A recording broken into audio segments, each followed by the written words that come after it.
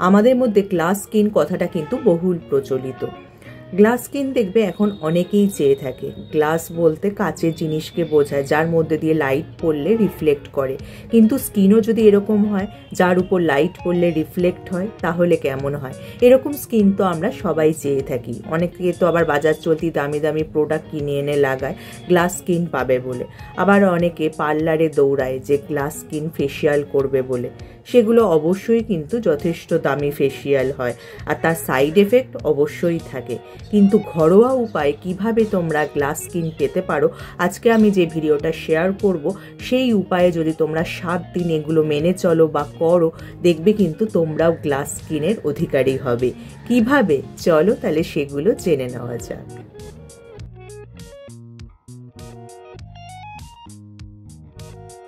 Hello friends, welcome back to my channel. আমার সব বন্ধুরা কেমন আছো? নিশ্চয়ই সুস্থ আছো এবং ভালো আছো। আজকে আমি একটা ম্যাজিক্যাল রেমেডি শেয়ার করব। সেটা যদি তোমরা 7 দিন মেনে চলো, তাহলে কিন্তু তোমরাও গ্লাস স্কিনের অধিকারী হতে পারো।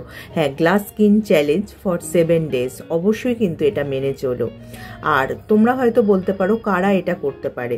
এটা কিন্তু বাচ্চা, বুড়ো, মা, কাকিমা, দিদিমা সবাই এটা করতে পারবে, কোনো অসুবিধা নেই। কিন্তু ইনগ্রেডিয়েন্টসগুলোর মধ্যে যদি তোমাদের কোনোটাতে অ্যালার্জি মনে হয় আছে, সেটা তোমরা স্কিপ করে আর বাদ বাকি সবগুলো দিয়ে কিন্তু এই রেমেডিটা করতে পারবে। এই রেমেডিটা করার জন্য কিন্তু প্রথমেই তোমাদের স্কিনটাকে খুব ভালো করে ক্লিন করে নিতে হবে। যদি তোমাদের মেকআপ করা থাকে তাহলে কিন্তু অবশ্যই মেকআপটা ভালো করে উঠিয়ে তারপর তোমরা ফেস ওয়াশ করে নিতে পারো। আর যদি মেকআপ করা না থাকে তাহলেও কিন্তু খুব ভালো করে তোমাদের স্কিনটাকে ক্লিন করে নেওয়া জরুরি এই স্টেপগুলো করার আগে। দেখো, আমার মুখে কিন্তু কোনো মেকআপ নেই, আমি শুধু একটু সানস্ক্রিন অ্যাপ্লাই করেছিলাম, সেটাই কিন্তু উঠছে। মুখটা কিন্তু খুব ভালো করে ক্লিন করে নিতে হবে তোমাদের।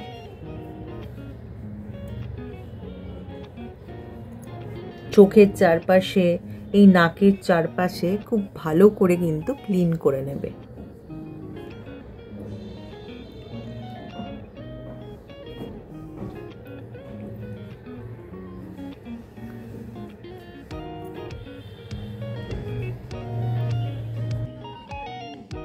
দেখো, এখানে আমি ফার্স্টে ছোট চামচের 1 চামচ বেসন নিয়ে নিলাম,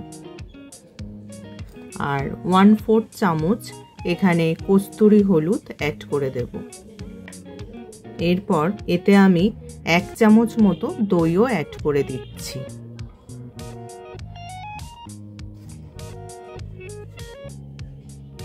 আর 1/4 চামচ মধু এখানে অ্যাড করে দিচ্ছি।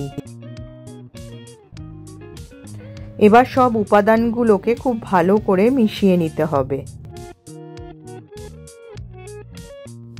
এবার সব উপাদানগুলোকে খুব ভালো করে মিশিয়ে নেওয়ার পর দেখো এরকম একটা থিক পেস্ট তৈরি হবে। এই গ্লাস স্কিনের জন্য যে ইনগ্রিডিয়েন্টসগুলো আমি নিয়েছি সবগুলোই কিন্তু খুবই উপকারী বলা যায়। বেসন আমাদের স্কিনের জন্য গুড ক্লিনজার হিসাবে কাজ করে। এছাড়া হলুদ কিন্তু আমাদের ত্বকের জন্য খুবই উপকারী। এতে রয়েছে প্রচুর পরিমাণে অ্যান্টিঅক্সিডেন্ট এবং অ্যান্টি ইনফ্ল্যামেটরি গুণ, যা ত্বককে উজ্জ্বল করতে, ব্রণর সমস্যা কমাতে এবং ত্বকের বিভিন্ন প্রকার সমস্যা সমাধানে সাহায্য করে। এবং এখানে আমি নিয়েছি টক দই, যা আমাদের ত্বককে উজ্জ্বল করতে এবং স্কিন গ্লোয়িং করতে সাহায্য করে। এছাড়া এখানে অ্যাড করেছি মধু, যা আমাদের স্কিনের আর্দ্রতা বজায় রাখতে সাহায্য করে। দেখো, এবার ক্লিন ফেসে এই প্যাকটা লাগিয়ে নেব। প্রথমে কিন্তু তোমরা একবার স্কিনে অ্যাপ্লাই করে নেবে এইভাবে।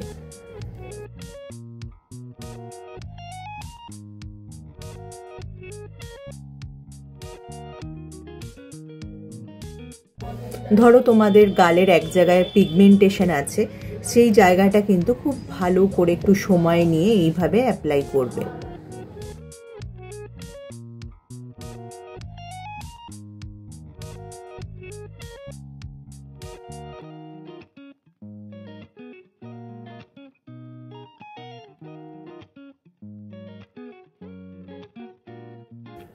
মুখে, গলায়, ঘাড়ে সব জায়গায় অ্যাপ্লাই করে নেবে।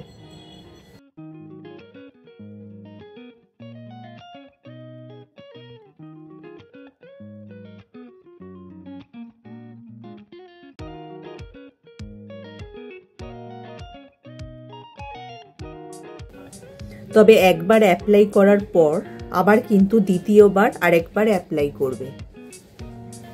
এই যে এইভাবে একটু থিক লেয়ার অ্যাপ্লাই করে নেবে, তাহলে কিন্তু খুব ভালো রেজাল্ট পাবে।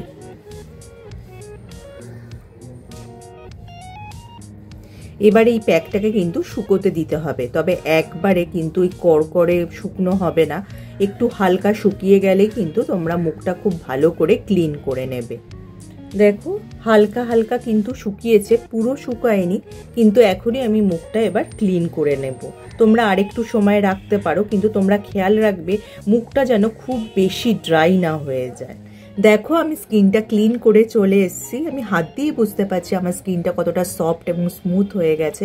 তোমরা যদি লাইটে দাঁড়াও তাহলে নিজেরাই বুঝতে পারবে তোমাদের স্কিন কতটা গ্লো করছে বা শাইনি হয়ে গেছে।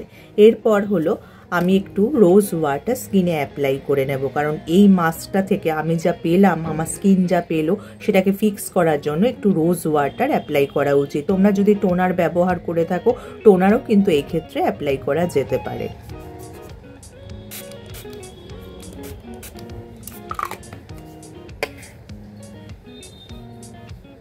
দেখো সারা মুখে আমি রোজ ওয়াটার অ্যাপ্লাই করে নিলাম। এটা একটু হালকা শুকিয়ে গেলে তারপর কিন্তু তোমরা অবশ্যই ময়েশ্চারাইজার এবং যে সানস্ক্রিনটা তোমরা ব্যবহার করো সেটা অ্যাপ্লাই করে নেবে। দেখো এখানে আমি ময়েশ্চারাইজার কাম সানস্ক্রিন অ্যাপ্লাই করে নিচ্ছি। তোমরা আলাদা করে ময়েশ্চারাইজার অ্যাপ্লাই করে সানস্ক্রিন অ্যাপ্লাই করে নিতে পারো, কোনো অসুবিধা নেই।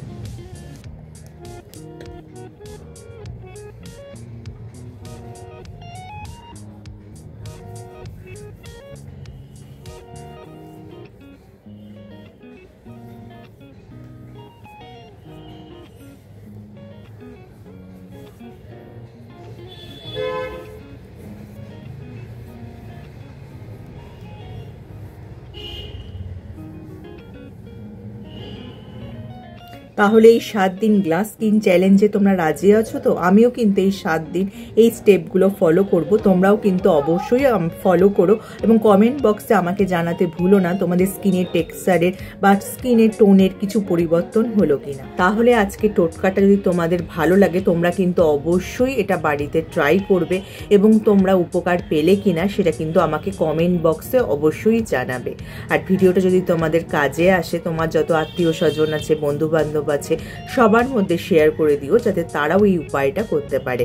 আর যারা আমার এই চ্যানেলটা প্রথম দেখছো, চ্যানেলটাকে অবশ্যই সাবস্ক্রাইব করে নিও এরকম উপযোগী ভিডিও আরও দেখার জন্য। তার পাশে যে বেল আইকনটা আছে ওটা প্রেস করে অন করে দিও, যার ফলে যখনই আমি ভিডিও আপলোড করব নোটিফিকেশন তোমাদের কাছে পৌঁছে যাবে। আজ তাহলে আসি, আবার দেখা হবে আগামী পর্বে।